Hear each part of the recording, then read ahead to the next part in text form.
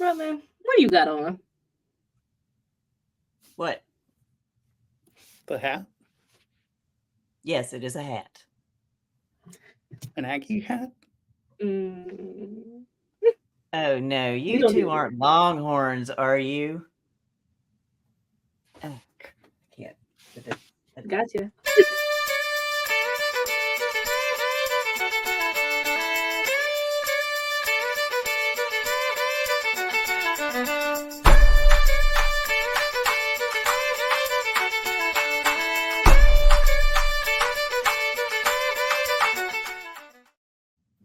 Hello and welcome to For Your Reference, brought to you by the Council on Library and Information Resources. I'm Robin. I'm Paris. And I'm Joshua. And we're not here to talk about sports today, but we might be talking a little bit about how sports fandom is somewhat related to the topic at hand. To be honest, Robin, I have no idea what Aggies are. But I was walking through campus and I heard somebody say Aggies are a little... Hey, don't make me come over there. Cult-like? Is that what you're looking for? Okay, maybe you're not wrong entirely, but what does cult mean, really? I think we know who we can ask. I think it's time for Emergency Librarian.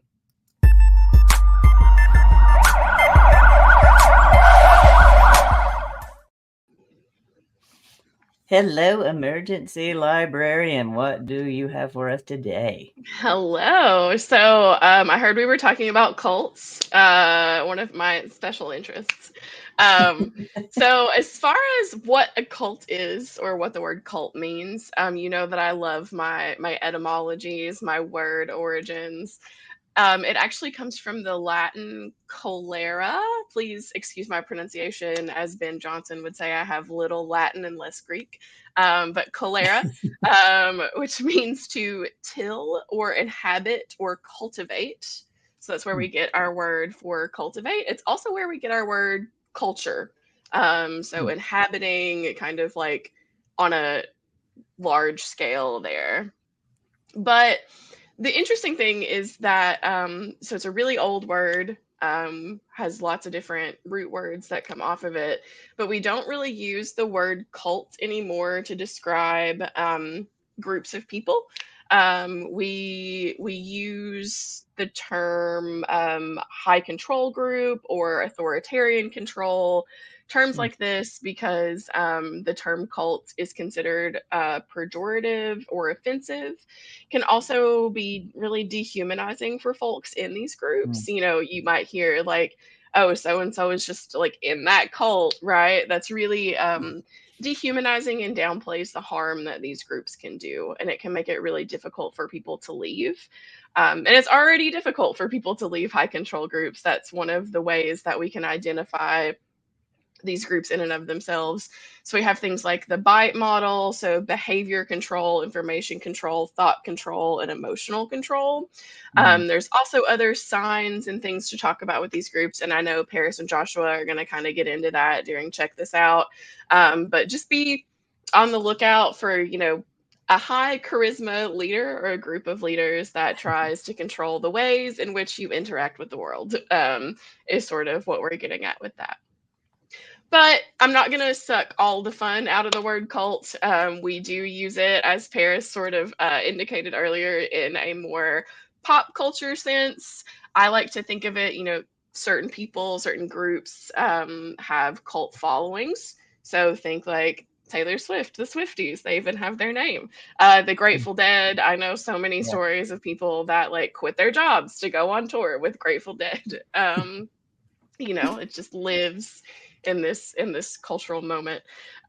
Also cult classics. So when we talk about movies, we might call them cult classics. So I like to think of, I'm a big folk horror fan, and so a lot of folk horror films like Blood on Satan's Claw or Wicker Man, which is about a cult, are considered cult classics. Evil Dead falls into that too. It's one of my favorites. Rocky Horror Picture Show. Oh, is Rocky another. Horror. Yes. Yeah. Huge cult following, huge cult classic. There are even, like rituals involved with the live showings of that. So these whole kind of like microcultures that exist in these followings. And we're going to hear a lot about what our guest has to say in review or two about these overlaps and kind of these groups and how they exist in our world. So we're going to go ahead and check out review or two.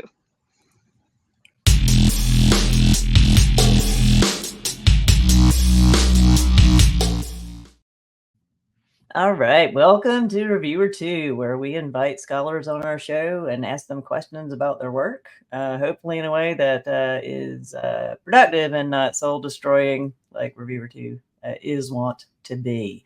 Our guest today is Erin Darby, Associate Professor of Religious Studies at the University of Tennessee. Welcome to the show. Hi, everybody. Hi. So why don't we start by having you tell us a little bit about you, your work, and why we should listen to you about when you're talking about cults and things like that, or high control. Why you should listen to me is I'm not sure I have the time to make the case, but I'm an associate professor in the Department of Religious Studies at the University of Tennessee. I do lots of different things. I am a specialist in the archaeology of religion, and especially in the Middle East. But I also teach a number of our classes about contemporary and modern religious movements. I teach a class on religion in the workplace. I teach world religions. So as a scholar, I get to deal with all sorts of different aspects of what we might call religious traditions. And sometimes people ask this question about how cults fit in. All right. So why don't can you talk to us a little bit about why academics in particular avoid using the word cult and instead go with high control group? Yeah, sure. I think there's two main reasons. The first we've already mentioned is it can feel very pejorative. Who gets to call the thing a cult? In whose opinion is that word used, and who gets to be called by that word? Maybe tells you more about the way the word is employed by the people using it than it does necessarily the group that it's describing. It often has a negative connotation. And as a scholar, while I am certainly interested in the positive and negative outcomes of the traditions I study, I want to understand them. And so first, the words that I use need to be analytical more so than judgmental. So that one of the reasons we don't use it in scholarly work is because of that. But the other is it's not actually very useful as an analytical tool either. So because it can have all of these different resonances and it means different things to different people, it's not really a helpful way of telling you anything you don't already know. So we use language like high control group if we're talking about the way the social dynamics of an organization work. And that has a benefit of letting us compare things you might otherwise exclude from the cult category if you define it a certain way. So ways in which higher education might look an awful lot like a sports team, might look an awful lot like some of the things like Jonestown. Even though the outcomes are different, the way the mechanics of the power work in an organization might be more similar than we want to admit. The other reason that it's another term that we might use is new religious movement. So if what we're talking about is the difference between, say, a tradition that has an organized and longstanding umbrella to it, and this is a new community that maybe isn't affiliated with a standing religious tradition, then we might prefer the term new religious movement instead.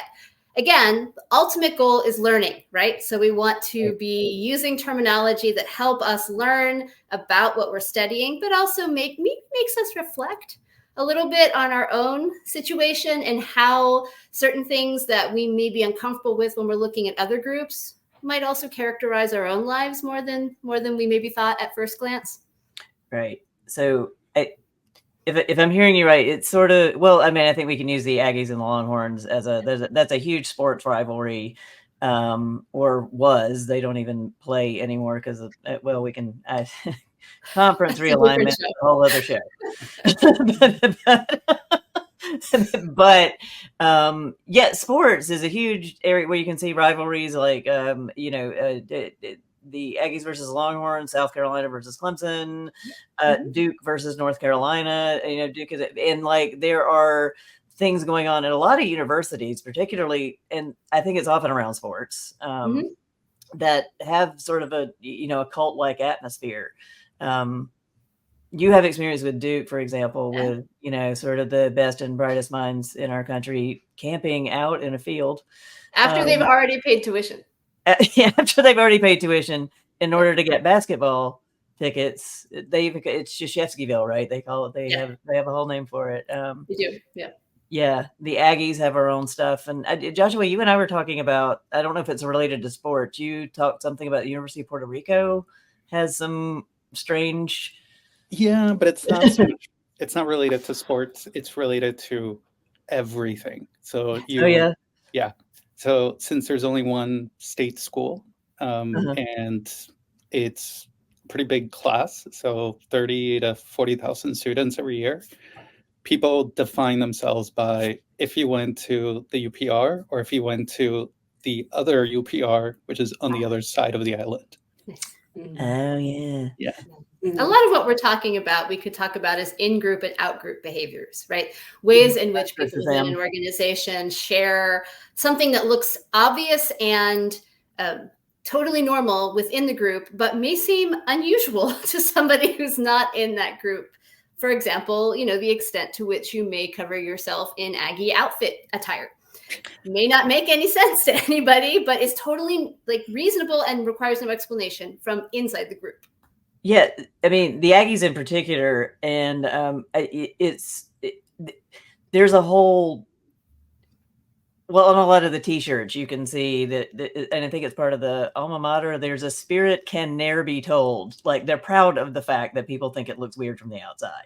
Right. Well, and that's true in ancient traditions too, right? A lot of things, even Christianity at one point was a mystery religion that required an induction process. And baptism wasn't done publicly, it was done privately. And only certain kinds of knowledges were available early on after baptism as an initiation rite. So I think what's interesting about the conversation is it shows commonality across groups you might not otherwise put next to each other. Right.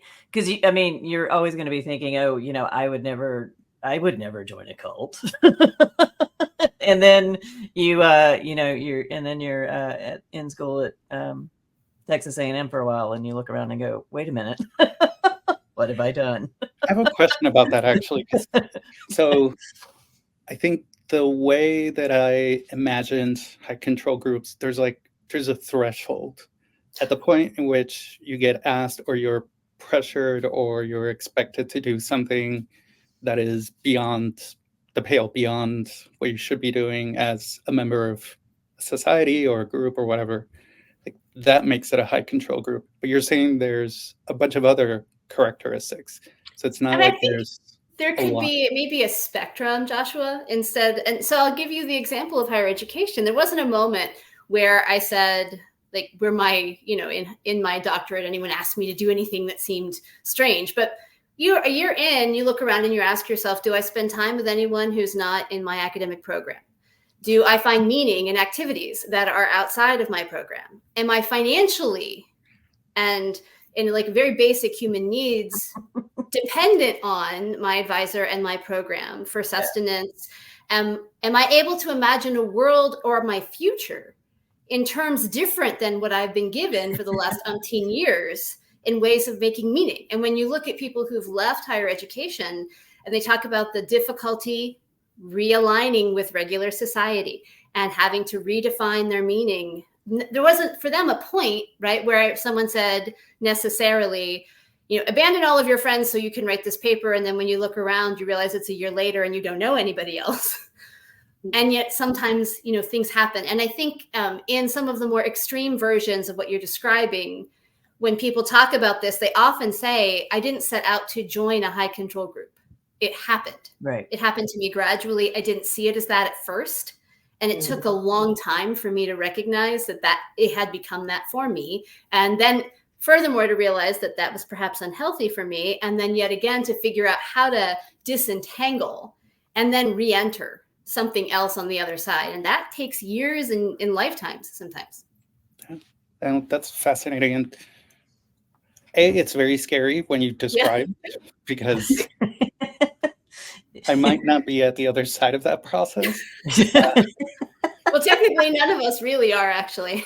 But it's very grounding because it does. Paris is the only one who is smart enough not to do the PhD thing, though. I want to point out she's been free for years now, and anyway, we'll continue and I don't to be. mean that to minimize like the damage that it's not the same thing, right? Mm-hmm. Going through this process and having to figure out what your life is going to look like on the other side of higher education is not the same thing as, let's say, being caught up in a group that's actively exploiting, harming, doing violence. Right.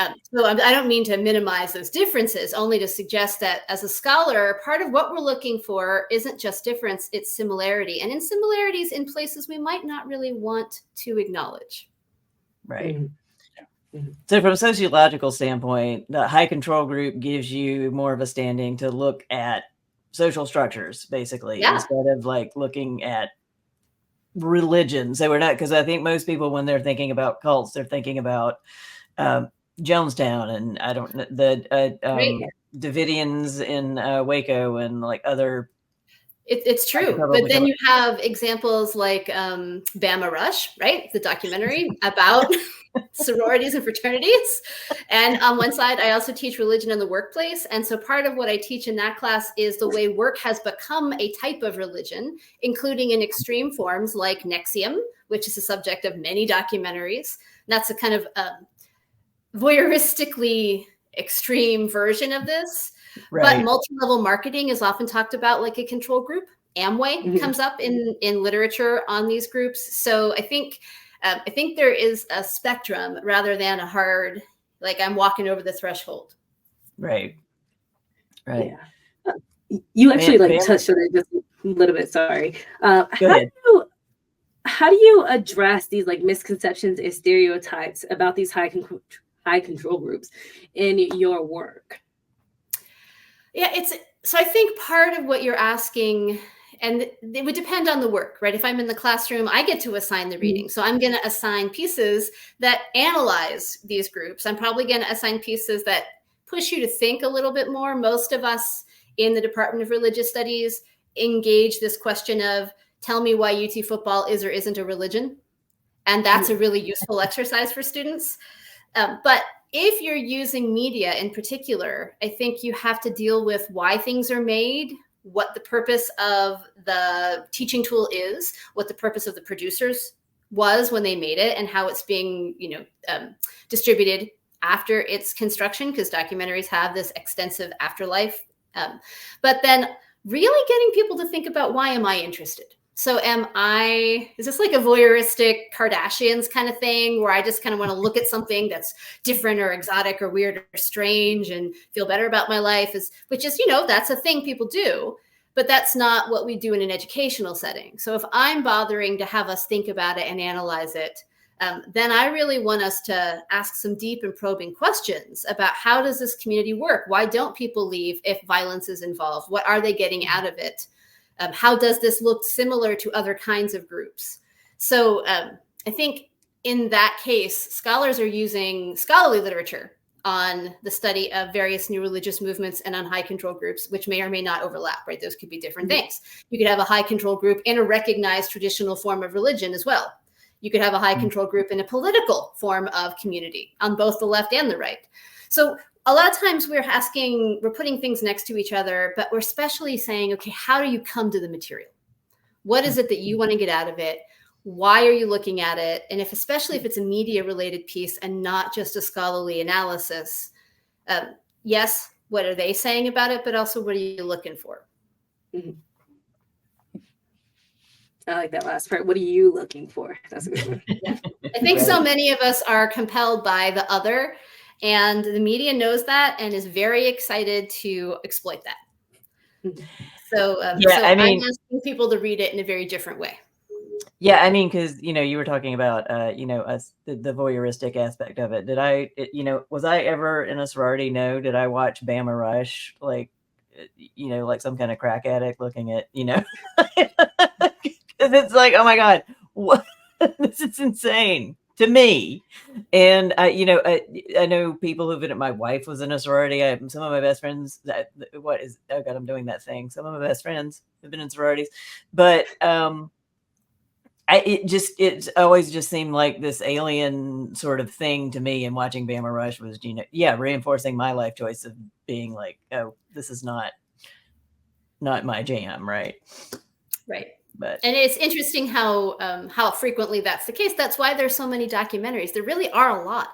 This is a whole subcategory in Netflix and HBO about things that people are sometimes, look at and say, well, this is so beyond the pale, or it's so extreme. It's almost like watching a true crime documentary, which actually has some weird overlap with cult centered documentaries.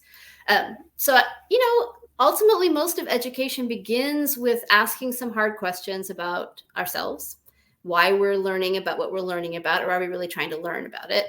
And then doing some really hard work to try and figure out where the sources of our information are coming from and how they are painting a picture in really sometimes even muted ways, not because they're saying it, not because it's written out, but because of the way a shot is designed, or because of what they're not telling you about a tradition, or where they are reporting and where they're not reporting. And I do this all the time with students in mainstream religions. If you look on a series of AP reports or Reuters, what aspects of the tradition are reported on and what aspects are quiescent, and why do you think some of those things get attention and some of them don't? And a lot of times it has to do with these perceptions of otherness, right? I'm really interested in things that are different from me, but usually in a bad way, right? Like, oh, that's so strange, or that's so weird, and so let me look at that. And we're trying to push people beyond that in the understanding of these traditions.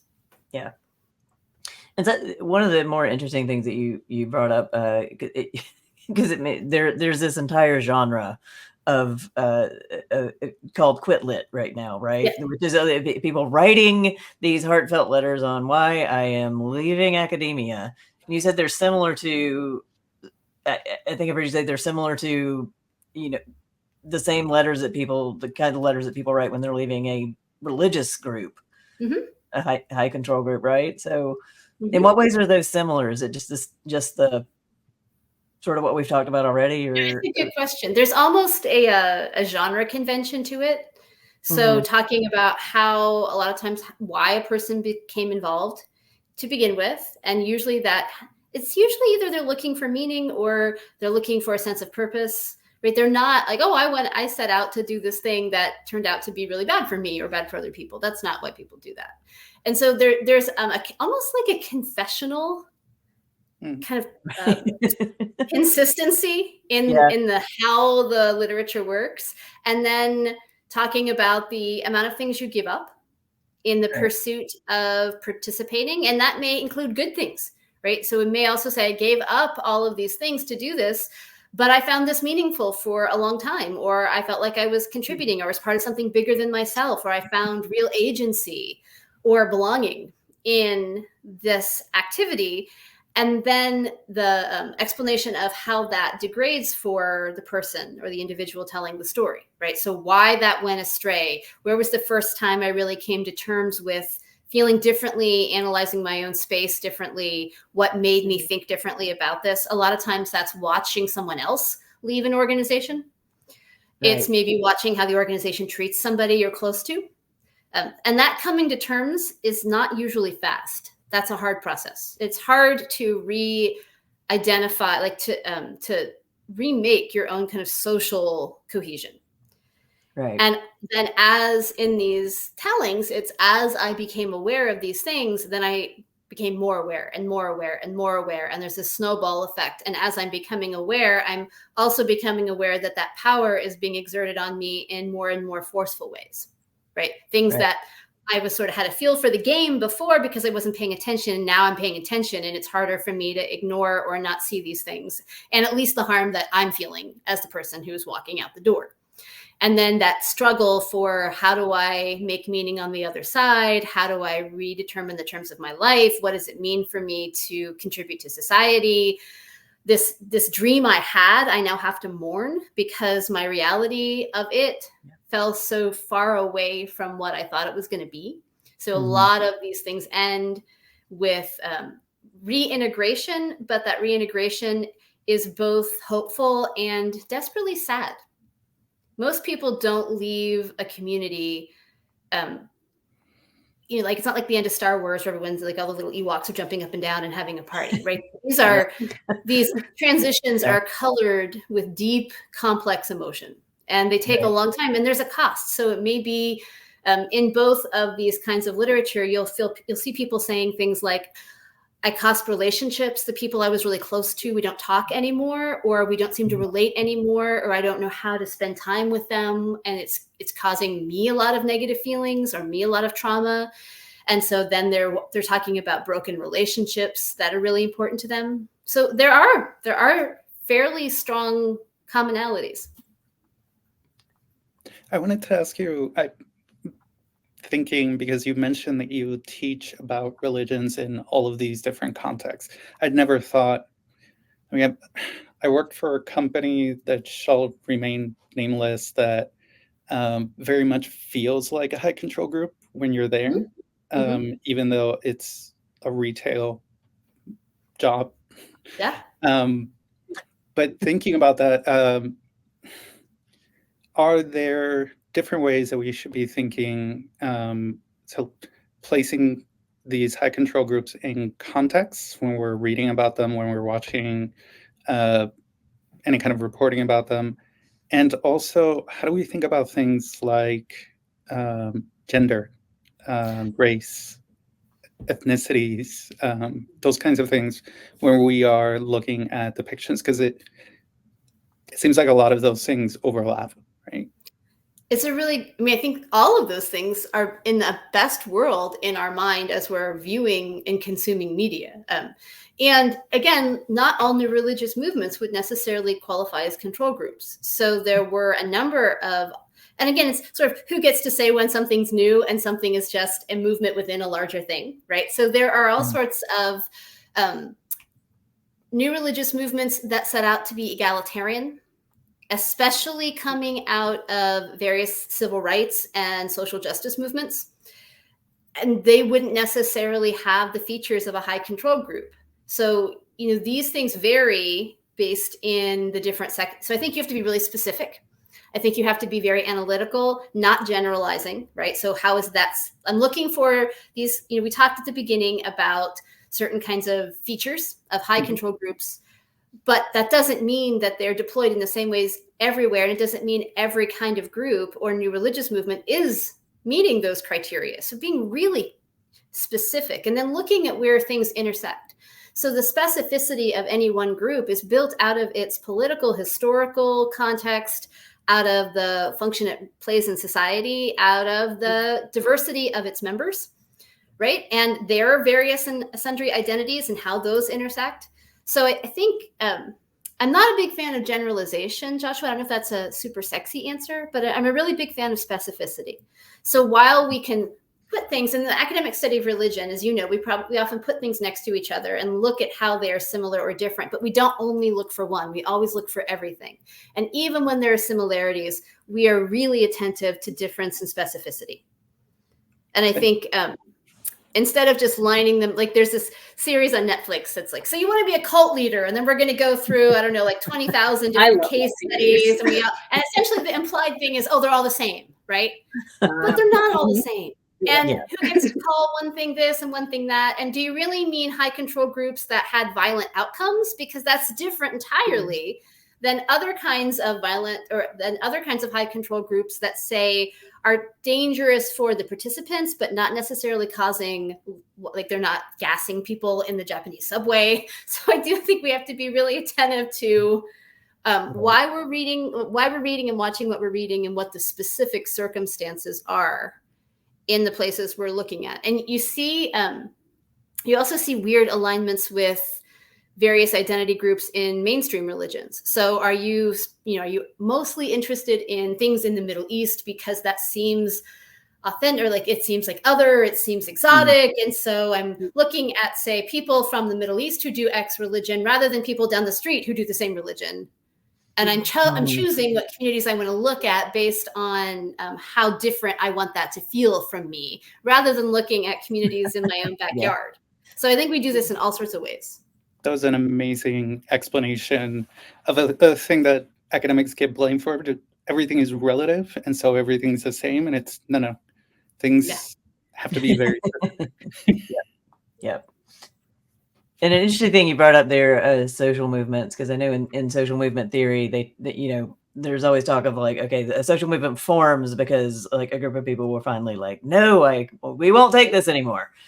But social movements often break apart because of a term called ideological purity. So everybody gets to this point where it's like, okay, if you don't believe these exact things, you can't be part of the group anymore. So it becomes a point where you can't question the leaders. And so like, do you see like a trajectory in these things, or is it maybe just social movements that I'm thinking about? But no, it's a good question. I think several of the high control groups, especially that lean into violence or harm, have that common central figure or figures who have a lot of authority vested in them by the community.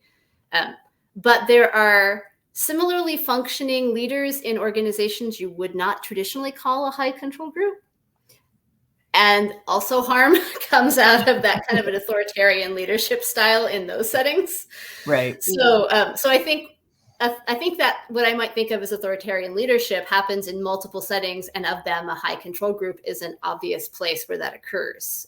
And ideological purity tests happen in all sorts of groups as well. So maybe part of what we're looking at in some of these high control groups on the further end of the spectrum is the combination of these features in one particular community makes them especially potent, and probably in some cases in really negative ways.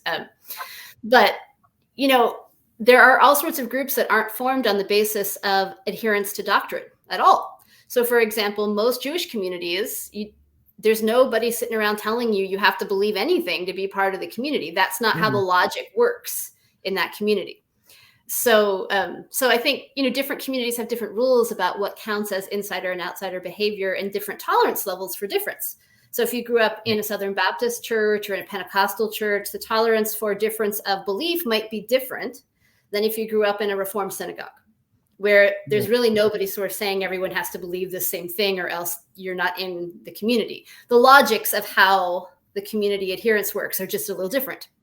So it probably depends, on the community group you're in, and especially the religious tradition. A lot of these, the ones that get a lot of support or interest, rather, by documentarians, tend to be sort of Christian offsuits or Christian, like they align in some way or borrow Christian beliefs. And Christianity does very much have a logic of community that is at least partially based in adherence to doctrine, right? There's the church has these things you believe. People you say them as part of the service. That's really different than the way some other communities organize insider-outsider status. There's nothing wrong with being an atheistic Jewish person who is at a Passover Seder. No one's requiring you to do anything. You are still part of the community. You're still Jewish. You're still at Passover Seder. For my students who come from Christian backgrounds, that seems very strange to them. Yeah. All right. Well, as much as I hate to say it, I think we are at the end of our time. I don't know about you and Joshua Paris. I could sit here all day and listen to you talk.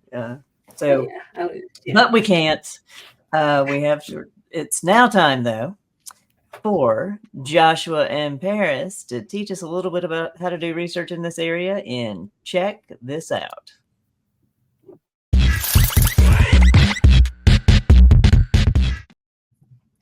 All right. Hello, everyone, and welcome back to Check This Out. I'm Paris, and I'm joined by the always insightful Joshua. How's it going?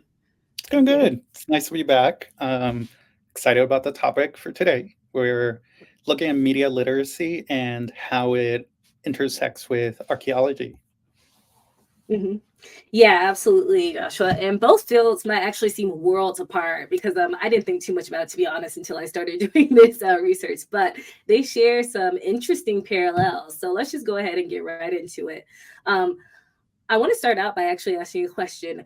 When you think of archaeology, what comes to mind for you? Because my first thought was like people in tan outfits digging up dinosaur bones. So lavish life.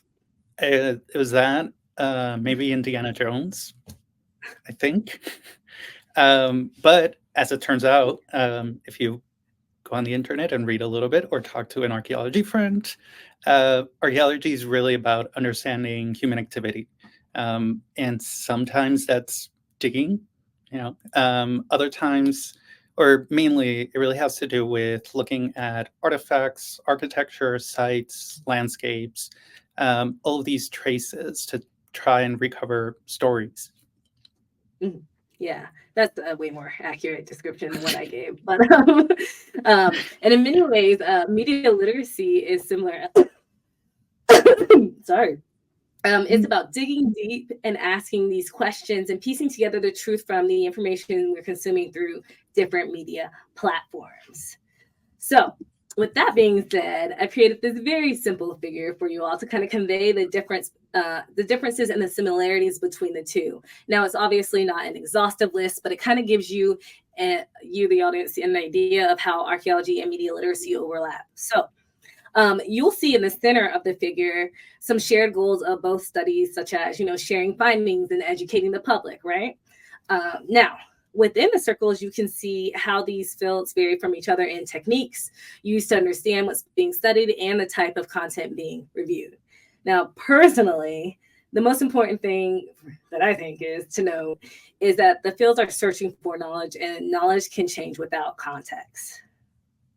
That's a really good point. New information can really new information can alter how we think about things or assumptions about the past. And it can also help us figure out if there are biases in the things that we are looking at or learning about. So, for example, in archaeology, you might ask yourself, what does this artifact tell us about X ancient civilization, right?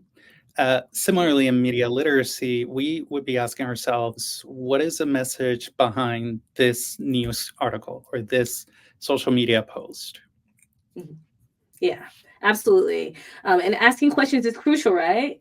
So, listeners, per usual, here are some questions for you to ask yourself. And on screen is a long-winded version of these things, but you need to ask those basic questions like, who created this content and what is their purpose? What biases might be present? Is there any evidence to support the claims being made? All of those questions are going to be relevant to the answers that you need. You always come with the best questions. It's just amazing. And for our listeners who want to dive deeper into media literacy, and remember, high control groups, there's some really fantastic resources out there. So websites like MediaWise, offer tips, tools, and courses to help navigate the media landscape, and to do it in a way that's more effective. You'll notice that there's some resources that do use the word cult, which, as we've talked about, perpetuates stereotypes and can be harmful. So even though we don't love this word, these resources are still very helpful and will get you going in the right direction. Yeah, that's right. And just like archaeologists rely on peer-reviewed research and expert opinions, it's important to consult credible sources and make sure that we are verifying our information, which I feel like I harp on this every single episode, but it's for real, y'all. Please do your research. Yeah, no, that's step one. So before we wrap up, let's touch on something important. So we talked about all of these, the similarities, the differences, different aspects. When we're looking at media, and we want to understand, is this related to a high control group? Is this being manipulated, or is this misleading information? We need to look at some signs, right? We need to critically analyze what we're looking at. Yeah. Great idea, Joshua. I have a few red flags, and actually some of them are already mentioned. So, just be aware of them. Number one, extreme us versus them, right? Mentality. Second, discouragement or punishment for questioning beliefs, right? Third, isolating from friends and family. And I feel like this applies to all aspects of life. So keep an eye out outside of high control groups, regular relationships. This is problematic in general. And then finally, a charismatic leader who demands unquestioning loyalty. I think Erin or one of the Erins said it earlier. I'm not sure which one. But yeah, watch out for these things. They'll get you. Yeah. Put all of those together, the ones that Erin 1 and Erin 2 discussed, and trust your instincts, seek advice, talk to your friends and family. If you're unsure if this is happening to you, because like we discussed, you might not be aware, right? So talk to people. Yeah, lean on those credible sources like I've harped on, and the wisdom of others, or experience, because some of that stuff might not be wisdom. I don't want to lie to y'all. But with all that being said, that wraps up today's segment of Check This Out. We hope that you found this discussion enlightening and helpful. Yeah, thank you for joining us. We can't promise you any form of spiritual enlightenment, right? But we can keep asking questions, and please remember, always check your sources. Please, please, please. Okay. Until next time, this is Paris and Joshua, and this concludes our Check This Out segment. Thank you, as always, Paris and Joshua. And here we are again at the end of another show. So to all of you out there watching, we hope to see you next time. And as they say down in Aggie land, thanks and gig 'em. No.